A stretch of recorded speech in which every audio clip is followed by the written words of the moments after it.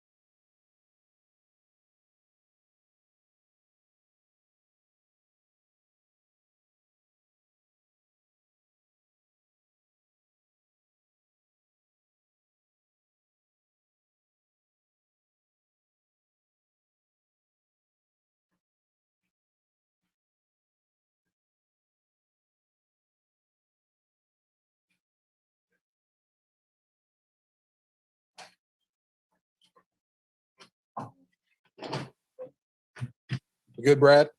We're good. Yep. Okay. So only 2 players didn't practice today, Lucas Niang and Clyde Edwards-Hilaire. Everybody else worked.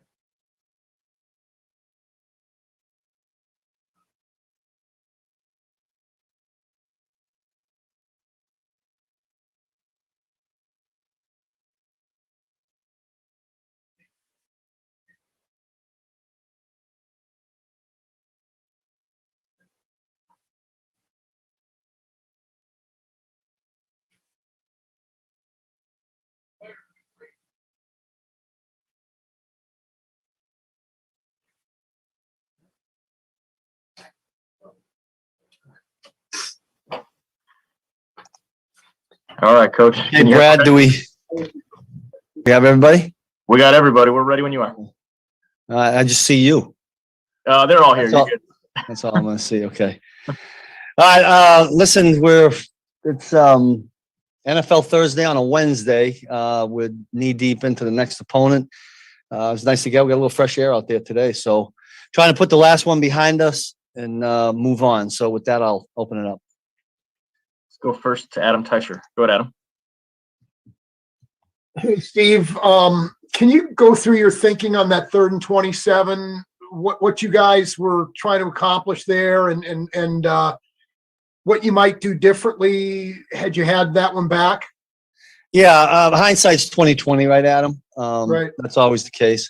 The thinking was we were addressing that play as a 3rd and 6 because that was at the 41-yard line, and any additional yardage there is going to make it a field goal for them. It's a tie ball game; don't want to give up a field goal. So the idea was to get an incomplete pass. And again, hindsight's 20/20, but I think all the guys are comfortable with trying to get them to punt the football on 4th and 27. Go next to Pete Sweeney. Go, Pete. Coach, one thing you've kind of said over the years since you've been here is just limiting explosive plays. Yeah. Is there a solace in the sense that this is kind of a reminder before you guys will be playing some pretty big games? You just can't let that type of day happen with some of these guys. Really good point. We don't want it to happen, but the context that you just put it in is probably a good one. And if that means that we're not going to make any from here till we're done playing, then I'm okay with it. But it was hard to see and take. That had not bit us for a long time. And our guys have done a nice job, but I'll give credit to Cincinnati. They got some explosive passes there, and it helped them win the football game. Let's go next to Nate Taylor. Go ahead, Nate. Hey, Steve, in terms of that, I just wonder what that experience will do for your secondary, given that you guys may face them down the road, and obviously whoever the opponent is in the postseason. But what is your process and your conversation right now with your secondary, given that they were one of the reasons you guys were on an 8-game winning streak before Sunday? Yeah.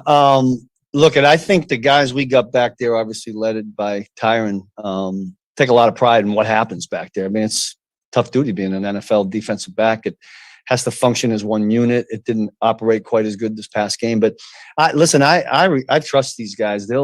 I can see it in the last 2 practices that we've had. They take a lot of pride in that. They're determined to fix it, and hopefully in this next game, which is on us really quick, we're able to do that. But listen, we're all hoping that mistakes are not repeated. So any mistake that was made, if we fix that, that's good going forward. Let's go next to Sam McDowell. Go ahead, Sam. Hey, Steve. Hey, Sam. When you look at the last 2 months, obviously you guys have played really well as a defense, and then notwithstanding on Sunday. So I'm wondering when you coach the guys, obviously you're trying to correct what went wrong, but how much are you coaching just the mentality to remind these guys of what they've accomplished over the past 2 months? I mean, and how much do you focus on Sunday's game because of that? Yeah, well, listen, Coach Reed said it in the locker room at the end of the game. I mean, it didn't go well. We didn't play well. Let's learn from it. And that's what we all try to do in this game, in this league. And if you don't do that, you'll end up going backwards. Listen, our guys just put their head down, go on to the next game, win, lose, or draw on the past one. That's what this league is all about. When you get to Wednesday in the NFL, what has happened in the previous game gets put to bed, good, bad, or indifferent. And I think our guys have been pretty good at that. We certainly want to bounce back here and have a good game. The next is Sarin Petro. Go ahead, Sarin. And Brad, I'll have a follow-up. Steve, can you take us through, there's been a lot of questions, but I think it's still quite vague, frankly, as to what the conversation was and the plan was about whether or not to let Cincinnati score. I know it's new world thinking, right? And so there isn't a big 50-year history of how to do it, but can you take us through just my first question is what the overall philosophy is on when you do that? Well, listen, I know Andy has addressed this already. I'd really just kind of want to stand on his comments. I mean, I just know from our standpoint defensively, we're trying not to let somebody score. I mean, that's what we're focused on. But I think Andy's addressed it, and I'm going to kind of let rest on his comments that he made on it. All right, then in a general term, is there a time and a place, time in the week or time in the off season where you take a look and say, okay, you have the video crew cut up and here's a million game situations. Let's talk through this, guys, and how we do it. Is that a weekly occurrence? Is that a bi-week occurrence? Is that a preseason occurrence? How does that work? Oh, no, I mean, it's definitely done in the off season. And I think I would tell you this, it's ongoing always. I don't know. I mean, we have a list of all the situations that we've been in before. I get a chance every once in a while to take a peek at it, or, Mike Frazier, you guys know, is here and he does a great job with this situation. He'll come up with something that's happened in a game. Let's say one of the games that was played this Sunday, and he might walk in and say, this happened. Here's the thinking. We go through it a little bit. So it's ongoing. That wasn't a unique situation. It just worked out the way it did. Got two more. We'll go Harold and then Matt. Go ahead, Harold. Hey, Steve, when you're in the middle of the game and, secondary players have to have that short memory and kind of move on to the next play, but especially with the way the referees are doing, and this could be a thing that goes forward, in playoffs, you don't know what referee crew you're going to get. Everybody calls things differently, it seems. Yeah. How do you try to change that in the middle of the game and make sure their mentality stays straight? Because it seemed like to some of those guys, it can affect them going forward if they know they're not getting things that they may not have got the week before or week prior. Yeah, I mean, you're saying everything that I'm going to repeat. I mean, you got to have a short memory and move on. I mean, we play the way we play. I mean, we have techniques a certain way. I really thought the two guys out there battled their butts off. I mean, that was a really good player that they went against. He made some plays. It's a really good quarterback. I'm going to give them all kinds of credit. I would not want our guys to change in terms of their aggressiveness. I mean, there's little technique things, looking for the ball and, and trying to get it broke up and all those other things. And they'll do that. But those guys got a lot of pride. I don't see us changing much. I mean, hopefully we don't have the last tug or the hand doesn't get the face mask, all those little things, targets and press that we work on. We'll continue to work on, and hopefully it'll be a lot better. We'll last to Matt Derrick. Go ahead, Matt. Yeah, Coach. Hitch told us yesterday about how he felt that the coaching staff had done a good job of kind of managing everybody's health during the second half of the season to keep guys fresh. Has there been a different approach that you've taken this year, with the 17-game schedule and now knowing that you might need to play 21 games to get where you're going? Anything that you've done differently to kind of keep guys fresh and healthy? Well, I mean, that's a better question for Coach Reed, obviously, because he calls the shots on that. But I do think that Andy does a terrific job of being in tune to what the guys need or don't need, when he feels like he should push or back off.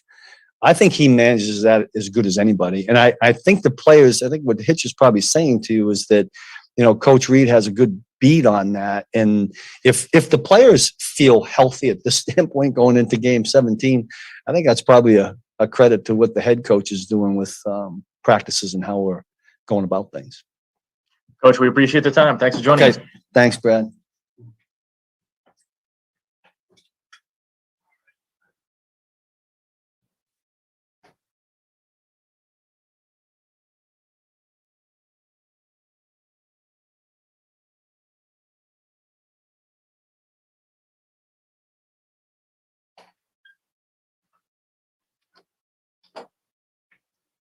All right.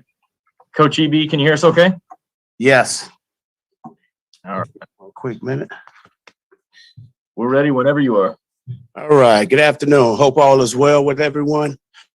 Before we get started, I just wanted to say prayers to the people out there in the Boulder, Colorado area. I know that's been a tough deal with all the losses that have taken place, and I hope at some point in time that they can find peace. But with that said, I'm all ears. Start first with Pete Sweeney. Go ahead, Pete. Coach, kind of a tale of two halves for the offense on Sunday. You guys had 4 straight touchdown drives and then sputtered a little bit in the second half. Pat has mentioned the challenge right now for the offense being just putting a consistent game together. How do you go about just kind of stressing that to the team, and how do you foresee that kind of playing out as you enter this last game and into the playoffs? Well, you keep stressing fundamentals. We want to make sure that our guys understand the little things that it takes to help us to be the best team that we can possibly be. At times we're clicking and doing certain things, and at times we're not. So we got to go back always to ground zero. And that's the purpose of why we practice. We stressed that yesterday, and that was a big vocal point as well today. Fundamentals and just making sure we're detailing all the details. Let's go next to Darren Smith. Go ahead,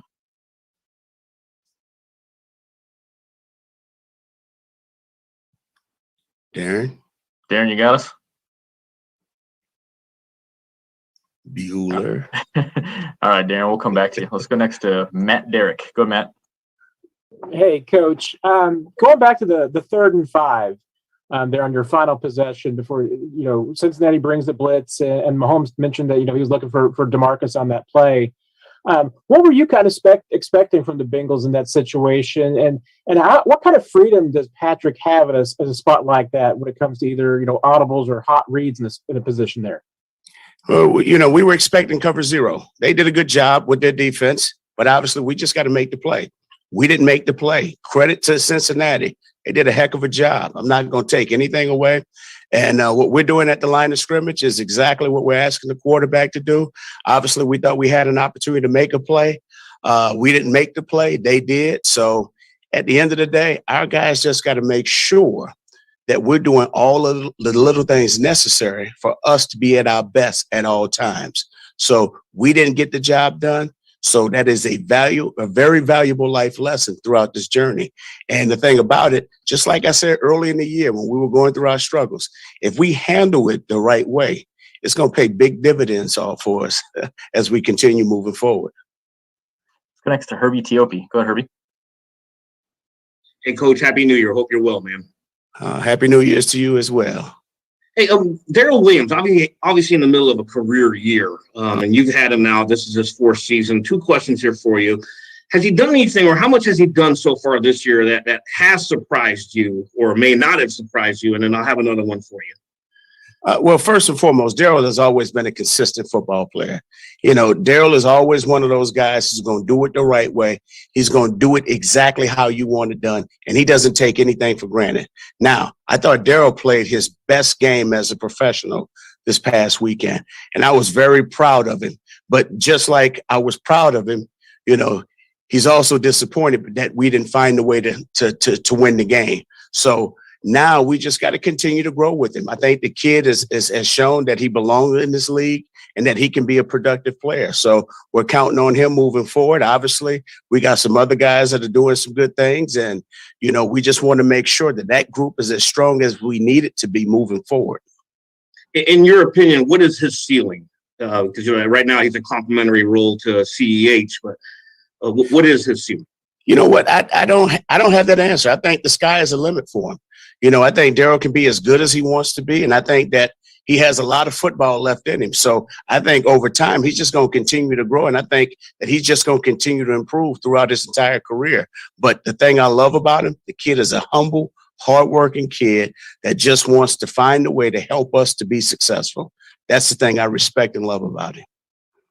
Last 2, we'll go Seren and then Nate. Go ahead, Seren. Brad, I'll have a follow-up.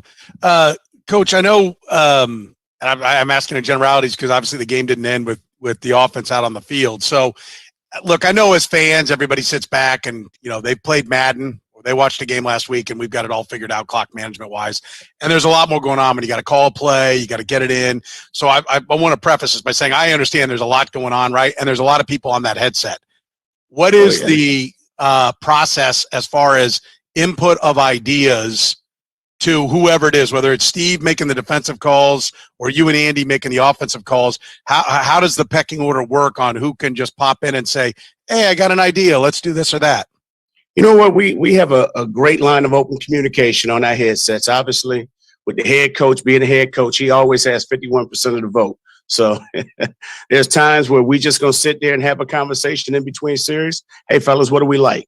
And we'll sit there and jot down ideas. Hey, this would be good versus this particular coverage. So there's always an open line of communication. And then as we get into that series, now we already have everything figured out. And if there's something that, hey, you know what? They did something different. What do we like in this particular situation? You know, we might ask and someone may give us an answer, or, hey, this is what we like. Let's keep it moving. But there's an open line, and we pride ourselves on over communicating with clarity. So there hasn't been any issues, and we continue moving forward. We just got to make sure that our guys are being at their best when their best is needed.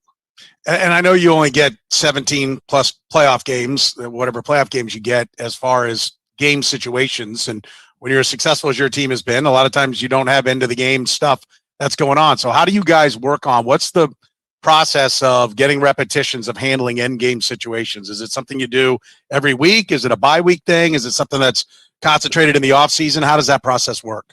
I mean, it's all the above. There's always a contingency plan. I mean, we work on that stuff every week. Okay. There's always open discussions about it on Friday. We always practice certain scenarios that we put our players through, so they're tested and making sure that they're prepared mentally as well as physically to handle those particular situations. And there's also a number of things that we do on the Saturday, but our guys are always locked in to those in the game type situations. That way, now it ain't by chance that guys have come in and made the particular play that we're expecting them to make. It's because they've rehearsed it. All right. They've learned to make second effort a habit because we practice it. We've seen it on tape. We've rehearsed it a number of times throughout the entire year. We'll go last to Nate Taylor. Go ahead, Nate. Hey, Eric, I have two questions. The first is, how do you see, in terms of their relationship, Clyde and Daryl helping one another? Daryl for Clyde and then Clyde for Daryl. And then Brad will have a second question.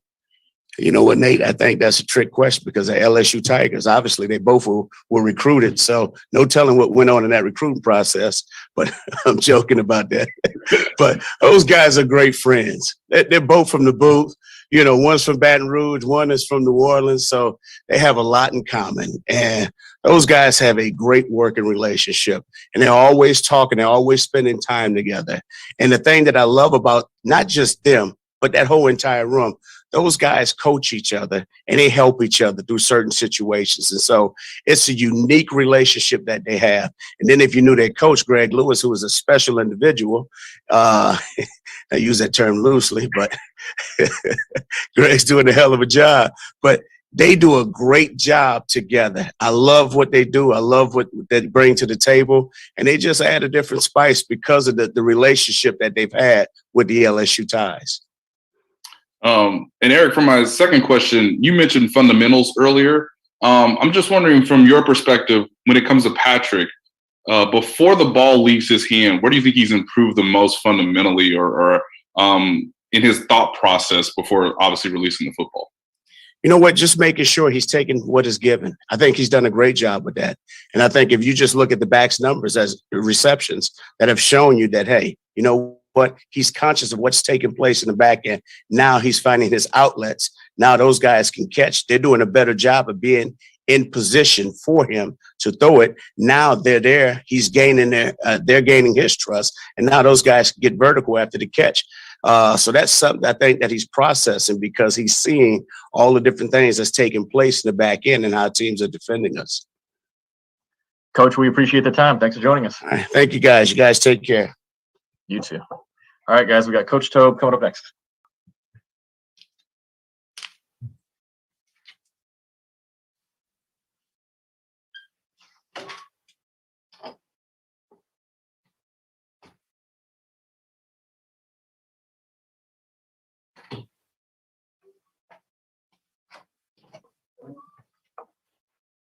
You hear us okay, Coach?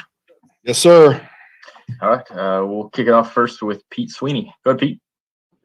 Coach, despite the touchdown being called back, what can Byron kind of take away from breaking through on that play? Great. He had great effort. I mean, he hit that thing so fast. We do the the GPS deal, where we check and see how fast his top speed on that play was 21.43 miles per hour. So I think it was like our second fastest play of the game, player of the year. So I was happy the way he hit it, and he came through there strong. And I just felt bad for him when it got called back. It's a shame. It was such a great effort by a lot of players on the field. Go next to Nate Taylor. Go ahead, Nate. 2 questions for you, Dave. Just what did you see on tape was the issue there on that kickoff return with Zan Anderson? And then secondly, getting Butker back, getting Tommy Townsend back, how did that operation go and look for you, obviously with them returning from the COVID list? First of all, with the kicker and punter, I thought they came back. They did a great job. They came back and they worked hard during the week, and then they performed well in the game. They made everything that they needed to make, as far as field goals and the kicks. The punts were good. We had 3 punts. One of them wasn't so good, but 2 of them were really good. On a day where it wasn't too bad of a weather day, so it worked out. I'm just glad to have those guys back. They'll be even better this week. As far as the call, I see what the officials saw. You can see it from the end zone. Zane was getting overpowered, and he actually was holding on to the guy, and it appeared that he pulled the guy on top of him. I see what they saw. It was at the point of attack. I've also seen that call not being called. So, it could have went either way. It went against us, and that, it was just a shame that it went against us, because I really believe if we would have scored right there before the half, I think it would have kind of shut the door on him a little bit. But actually, it gave him life, and we just have to get one this week. That's the way we look at it. We got a lot of football still in front of us, and I think there's more plays out there for us. Go next to Seren Petro. Go ahead, Seren. Brad, I'll have a follow-up. Coach, I know, you're the special teams coordinator, but you're also the assistant head coach, and I know you do a lot more than just the special teams. I don't know what, right? That's kind of kept secret. But I know there's a lot more that goes into your job. I'm just curious, is there a role that you play as far as the end game clock management and maybe being the guy, the angel on a shoulder, reminding anybody about different things that are going on? What happens during the game is the offensive staff and the defensive staff are on the headphones. If you notice, I don't wear headphones. So, I don't have direct, communication with those guys one way or the other. I stay on top of it because special teams obviously is so important in the end game, situations. And so I know, what's going on, play in and play out. So, but as far as telling them, what they should do, what they should not do, I do not. I'm not involved in that. And then just, can you speak to how difficult situation football is to prep a team during the course of the year? I know your whole corner of the world is that, right? Yes. And I'm old enough to remember the days when we could stand on the sidelines, and I actually heard the things you guys were saying to the players and kind of how that all worked and some of the nuances that were there and how difficult it is. Like, hey, these guys got one time it got mentioned how this thing works, and it's, 14 weeks later, and now they're supposed to remember this thing.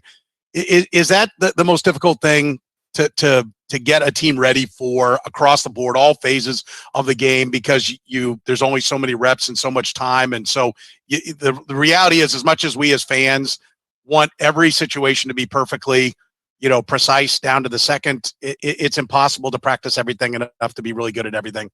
It is. It's impossible to practice it. You never know what's going to come up. The main thing is that you keep educating your players, at practice. You also look at other teams' mistakes. You look at things that happen to other teams. You show them, what would we do here? So they, if situation does come up, like on special teams, you never know what's going to happen. It's the same thing at the end of the game situation. So you have to just count on the fact that you educated your players enough that they they perform well under pressure, and they perform with the right situations that you talked about or practiced.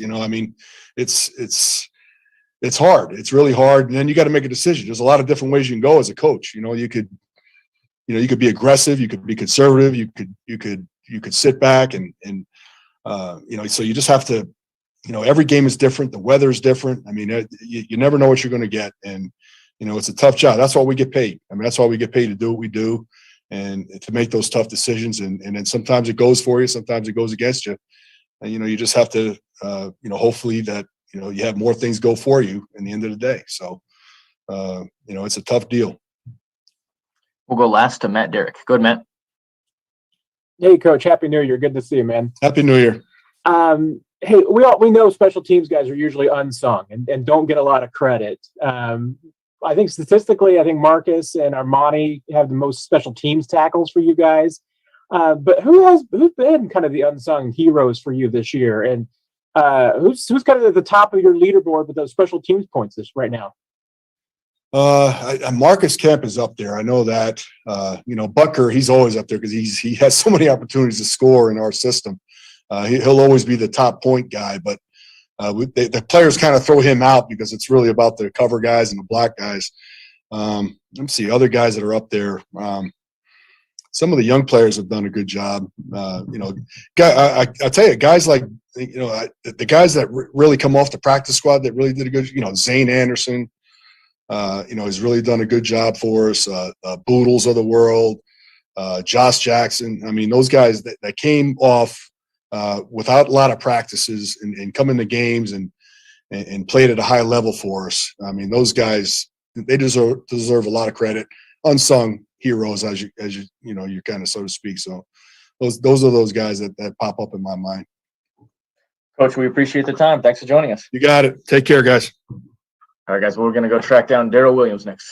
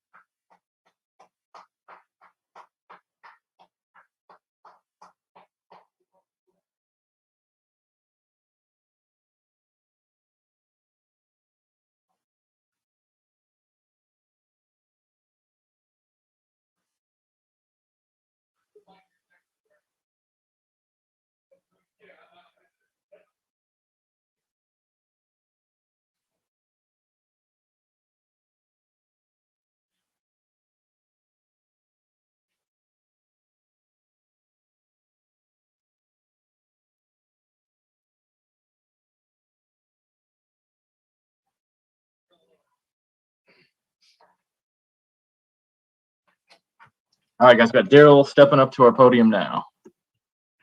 There he is. Do you hear us okay, Daryl?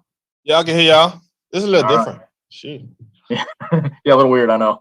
We'll go first to Pete Sweeney. Go ahead, Pete. Hey, Daryl, Coach Bieniemy mentioned that Sunday might have been your best game as a pro. Is there anything that you can maybe point to that you felt like you had some additional comfort or some kind of extra juice on Sunday?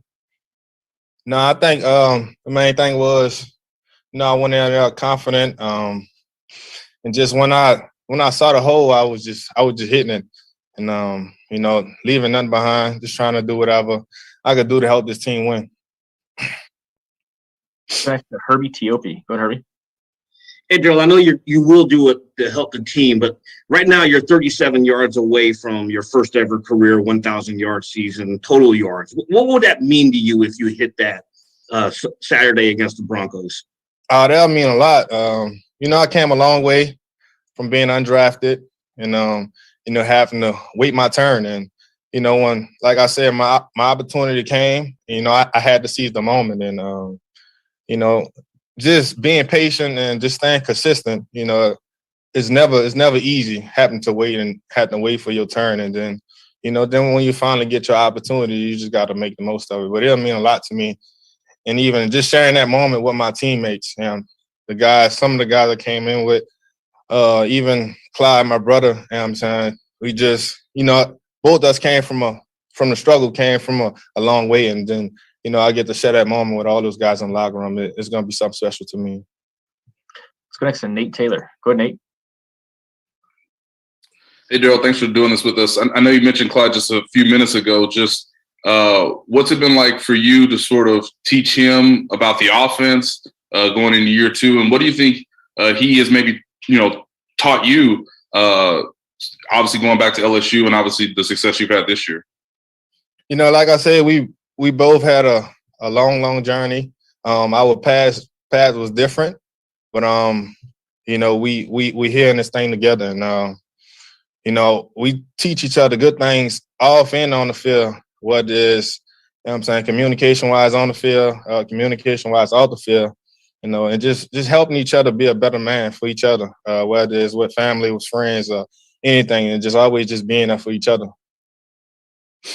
Go next to Todd Lebo. Go ahead, Todd. Hey, Daryl, we haven't been in the locker room for a couple of years now because of the COVID protocols and all that. And got a really good feeling a couple of years ago how close and tight this team was as you guys were making that run to win the Super Bowl.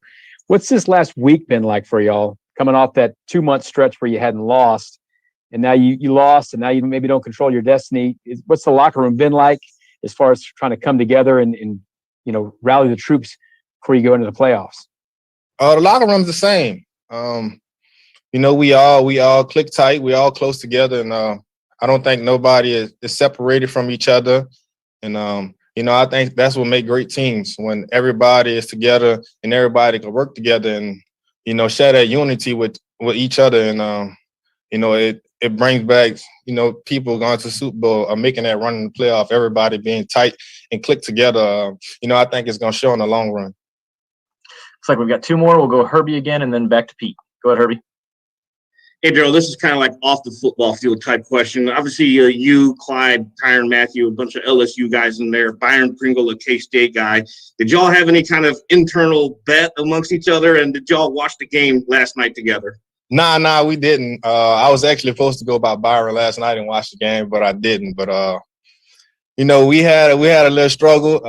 We had one of our receiver playing quarterbacks, but I just like how them guys came together as a team and they fought for each other. No matter what it was, no matter what the situation was, they was all in together, and they was willing to put whatever they had to do on the line for the team. And I'm proud of those guys. Well, last to Pete Sweeney. Go ahead, Pete. Hey, Daryl, Patrick has cited that one of his challenges this year that he had to overcome was just being a little bit more methodical, and that involves checkdowns and the running backs. Just what do you and your group have to do to maybe gain that trust a little bit more from him on a week-to-week basis? And have you seen him get a little bit more comfortable with trusting you guys as these weeks have gone on? Just staying consistent. Just keep doing what we're doing, catching the ball, running our routes, and just being available for Pat. And, as we keep doing it, each and every week we getting better and better at. And Pat know he could rely on us whenever nothing there deep. He can always check it down to us, and we gonna be there whenever he need us, and we're gonna do whatever we need to help this team win. Daryl, we appreciate the time. Thanks for joining us. Yeah, thank y'all.